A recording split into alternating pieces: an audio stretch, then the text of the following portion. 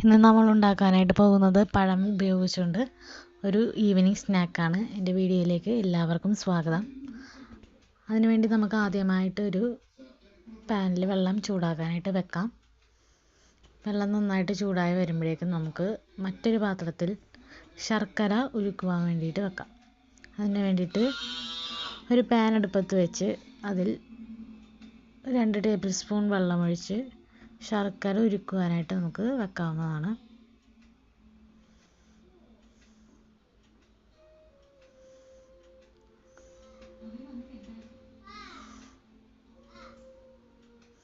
ശർക്കര ഓരോന്നായിട്ട് നമുക്ക് അതിലേക്ക് ഇട്ട് കൊടുക്കാം.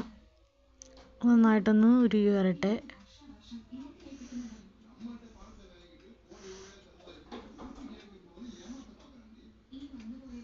ഇപ്പോൾ നന്നായിട്ടൊന്ന് തള വന്ന് തുടങ്ങിയിട്ടുണ്ട്. നന്നായിട്ട് ഉരുകുമ്പോഴേക്കും നമുക്ക് ഇതിലേക്ക് പഴം ചേർത്ത് കൊടുക്കാം. നന്നായിട്ടൊന്ന് ഇളക്കി മിക്സ് ചെയ്ത് കൊടുക്കാം. ശർക്കരയൊക്കെ നമുക്കൊന്ന് ഉടച്ച് ഒന്ന് ലയിപ്പിച്ചെടുക്കണം.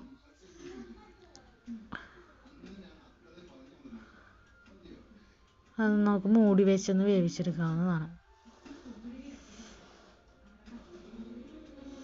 ഇപ്പോൾ നമ്മുടെ വെള്ളം ഇവിടെ തിളച്ച് വന്നിട്ടുണ്ട്. ഞാനിപ്പോൾ ഇവിടെ എടുത്തിരിക്കുന്നത് 1.5 കപ്പ് അപ്പപ്പൊടിയാണ് എടുത്തിരിക്കുന്നത്. അതിലേക്ക് ആവശ്യത്തിന് ഉപ്പും ചേർത്ത് തിളച്ച വെള്ളം നമുക്ക് കുറേശ്ശെ ആയിട്ട് ആഡ് ചെയ്തൊന്ന് യോജിപ്പിച്ചെടുക്കാം.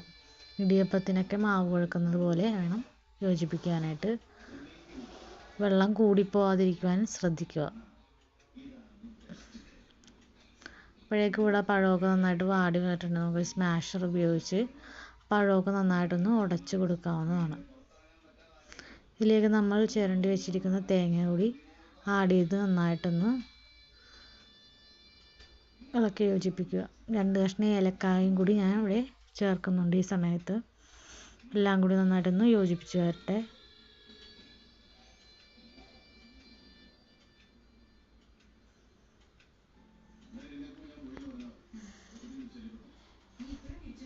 എല്ലാം നന്നായിട്ടൊന്ന് യോജിച്ച് വന്നിട്ടുണ്ട്. നമുക്കിവിടെ ഫ്ലെയിം ഓഫ് ചെയ്യാവുന്നതാണ്.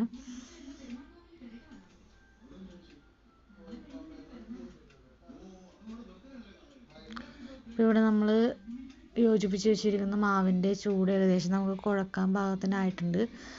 ഇത് നമുക്ക് ഇടിയപ്പത്തിന് കുഴച്ചെടുക്കുന്നത് പോലെ ഒന്ന് കുഴച്ച് എടുക്കാം.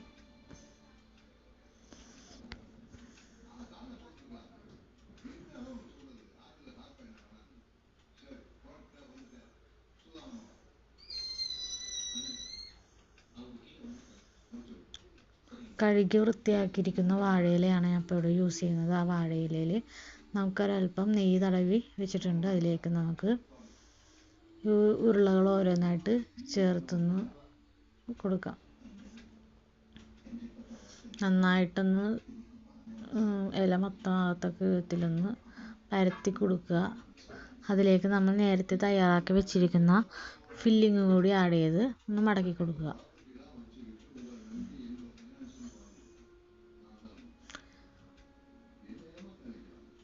ഓരോന്നായിട്ട് നമുക്കിങ്ങനെ ഉണ്ടാക്കിയെടുക്കാവുന്നതാണ്.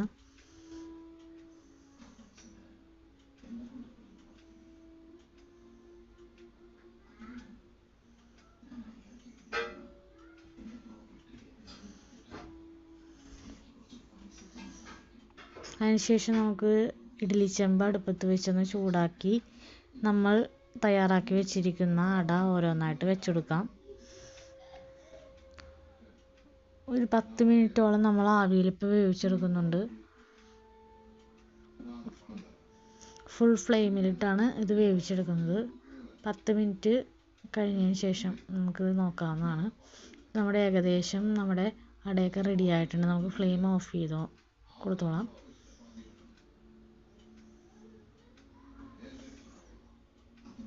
സ്വാദിഷ്ടമായ അട ഇവിടെ തയ്യാറാക്കിയിരിക്കുകയാണ്.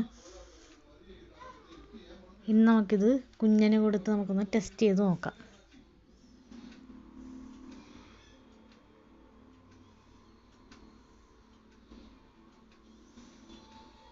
എല്ലാവർക്കും വീഡിയോ ഇഷ്ടപ്പെട്ടെന്ന് കരുതുന്നു. Thank you for watching. Please subscribe and follow.